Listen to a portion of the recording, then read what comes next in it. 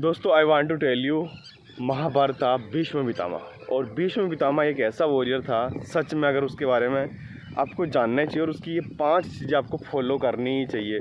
और मैं तो ये बोलूँगा कि जो भी इस अभी के टाइम में 21 सेंचुरी के अंदर जो भी लड़का इंसान है, अगर उसने भीष्म पितामह की ओनली फॉर ये 5 चीज़ें फॉलो कर ली ना, सच में वो आज की दुनिया का वॉरियर बन जाएगा, आज की दुनिया का भीष्म पितामह बन सकता है। First of all, Bhishma Pitamah क्यों था? और सबसे ओल्डेस्ट, मतलब 100 साल की उम्र के अंदर महाभारत के में प्रतिदिन 10,000 सैनिक को मारना कोई बड़ी बात नहीं। 40 से 50 लाख सैनिक मरे थे महाभारत युद्ध के अंदर। महाभारत युद्ध के अंदर दोस्त, भीष्म पितामह का सबसे बड़ा रोल था और सबसे अहम भूमिका निभाई थी भीष्म पितामह ने। तो उस व्यक्ति में ऐसा क्या था? देखो, शक्ति अलग बात है, पर हम बात करेंगे प्रैक्टिकल, क्योंकि ये हमारी पृथ्वी चलती आ रही। जो भी था वो एक इंसान ही था, ठीक है। महात्मा गौतम बुद्ध जी इंसान थे, भगवान श्री कृष्ण एक इंसान थे, और भगवान श्री राम इंसान थे। तो ऐसे भीष्म पितामह भी थे। एक होता है ना दोस्त, एनर्जी विपरीत दिशा में ना जाकर सही दिशा में जाने के बाद इंसान की एक एनर्जी चरम सीमा से पार चली जाती है, तो इंसान एक सर्वश्रेष्ठ योद्धा, एक आत्मज्ञानी व्यक्ति बन जाता है, ठीक है। उसके अंदर एक्सट्रीम नॉलेज आ जाती है।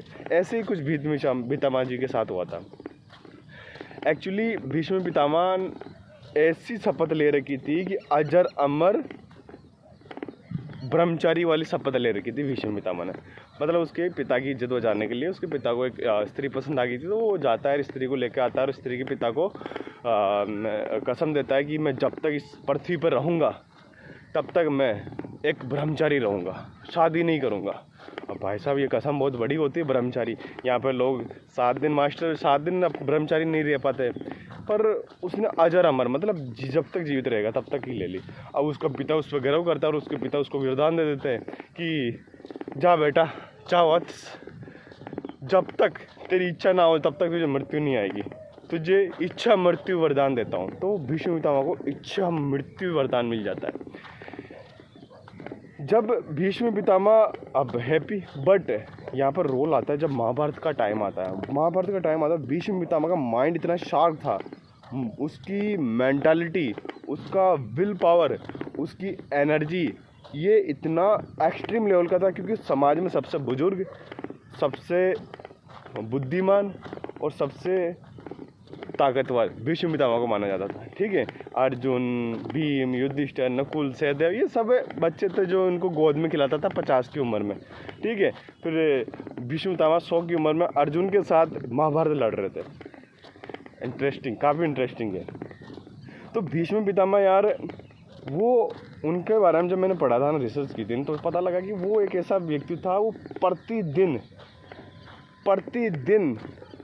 घंटों मेडिटेशन करता था, घंटों अपने ऊपर काम करता था, अपनी सांसों पे काम करता था, घंटों अपने माइंड पे काम करता था। प्रतिदिन वो गंगा में घंटों तक, गंगा का अंदर बैठ के घंटों तक ध्यान में रहता था। मतलब एक इंसान अपनी एनर्जी को रोक कर वो एक ऐसी विपरीत दिशा में चला जाता है जहाँ इंसान को लगता है कि ये मर चुका है, ना उसका दिल धड़कता है, ना उसकी नाड़ी धड़कती है। तो उस अवस्था के अंदर क्या होता है ना दोस्त, इंसान पर, हाँ, अगर यह अवस्था जो कर पा रहा है, समझ जाना भाई, वो इंसान कोई नॉर्मल नहीं है। वो इंसान ने अपने जीवन में इतनी तपस्या करने के बाद वो वहाँ तक पहुँचता है भाई, हर कोई नहीं पहुँच सकता है। मैं बोलता हूँ ये गंगा ये, ठीक है, गंगा की बात कर रहे हैं हम। इस गंगा में आप एक डुबकी मारोगे ना, तब तक आपकी सांसें भूल जाएगी, ओनली फॉर एक डुबकी। अभी महाकुंभ हुआ होगा, आई थिंक आप वीडियो देख रहे हो तो आप आए होंगे नहाने। तो सांसें रोकना और ये सारी चीज़ें करना, तो वो एक सारा विल पावर बढ़ाती है, वो एक इंसान को मेंटली स्ट्रॉन्ग बनाती है, एक वॉरियर बनाती है, एक योद्धा बनाती है वो चीज़ें। तो भीष्म पितामह इन चीज़ों से परे था, खतरनाक एक्सट्रीम लेवल का वॉरियर था। और वो वॉरियर इसलिए था क्योंकि वो ना, एक तो ब्रह्मचारी था और ऊपर से देवी देवताओं का वरदान था, और उसी के ऊपर से वो गंगा मैया का पुत्र था। भीष्म पितामह गंगा मैया का पुत्र था। उसका नाम जो गंगा मैया ने रखा, वो रखा देवव्रत, मेरे बेटे का नाम रहेगा।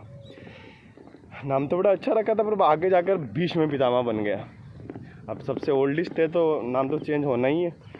और उनके पिता जो थे वो सतवीर कुछ करके थे यार, आई डोंट नो, बट अब भीष्म पितामह से चीज़ें क्या सीखनी चाहिए। भीष्म पितामह था भाई वॉरियर, तो वो एक चीज़ पे हमेशा बिलीव करता था, बेटा इस दुनिया में सच बोलो और सच के साथ रहो, तुम्हें दुनिया में कोई नहीं हरा सकता। सच में दुनिया में कोई नहीं हरा सकता।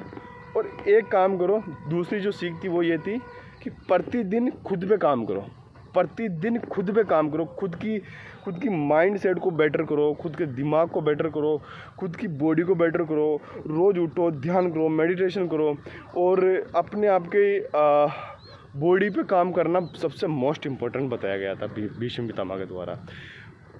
एक इंटरेस्टिंग बात बताता हूँ, भीष्म पितामह को जब अर्जुन ने बाणों से छल्ली कर दिया था, जैसे आज के टाइम गोलियों से छल्ली कर देते हैं, जैसे अर्जुन ने भीष्म पितामह को छल्ली किया था बाणों से। इतने बाण बॉडी में इतने बाण रोक दिए थे कि भीष्म पितामह 58 दिन तक ओनली बाणों की शरशैया पे पड़े रहे। अमेजिंग है दोस्त, 58 दिन काफ़ी होते, बल्कि उन्होंने एक शपथ खा रखी थी कि जब तक मैं पूरे हस्तिनापुर को सुरक्षित ना देख लूँ तब तक मैं अपने प्राण नहीं त्यागूंगा। ये भीष्म पितामह जी की शपथ थी। और उन्होंने जाते जाते लास्ट में बताया अपने अनुज, अपने शिष्य, अपने पुत्र, अपने पुत्रियाँ, अपने बेटे, अपने पोते, और वो तो इतना ओल्डिस था कि उसके तो पोते के पड़पोते हो गए थे, तो उन सबको वो उपदेश देता था, सर से यहाँ पे लोटा लोटा बोलता था कि बेटा ज़िंदगी में कुछ भी हो जाए ना, कुछ भी हो जाए, किसी को शपथ मत दो कि मैं तुम्हारे लिए ये कर दूंगा, नहीं किया तो मैं फांसी खा जाऊंगा, मैं तुम्हारे लिए चांद तोड़ लाऊंगा, नहीं तोड़ लाया तो मैं तुम्हें त्याग दूंगा। ये सब चीज़ें भीष्म पितामह को तब याद आई जब उसने शुरू के अंदर बोला था कि मैं हस्तिनापुर के साथ रहूँगा और हस्तिनापुर को अजर अमर और सुरक्षित देखूंगा। ये जो शपथ थी ना, इस वजह से वो पांडवों के साथ नहीं रहा और कौरवों के साथ रहा, और कौरवों के साथ रहकर भीष्म पितामह का नुकसान ये हुआ कि अधर्म के साथ भीष्म पितामह को लड़ना पड़ा।